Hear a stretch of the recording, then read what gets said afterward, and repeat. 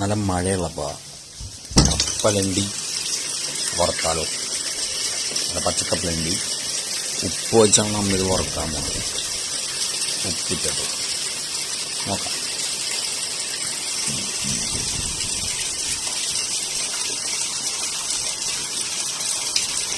ചട്ടി വെച്ചിട്ട് ചട്ടി നന്നായിട്ട് ചൂടാകണം. ചട്ടി ചൂടായി കഴിഞ്ഞിട്ട് അതിലേക്ക് നമ്മൾ ഉപ്പിടണം.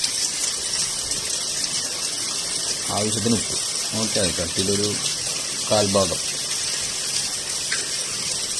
ഉപ്പ്. 1/4 കിലോ കപ്പലണ്ടി എടുത്തേക്കണം. അപ്പോൾ ഒരു 1/4 ഭാഗത്തോളം ഉപ്പ് മതി. 1-2 സ്പൂൺ ഉപ്പ്. എന്നിട്ട് ചെറിയ നനവുണ്ടാവും. അപ്പോൾ ഉപ്പ് നന്നായി ചൂടാകണം. ഉപ്പ് ഒരു മണ്ണിൻ്റെ പരുവത്തിലേക്ക് എത്തും. അതായത് ഉണങ്ങിയ മണ്ണില്ലേ,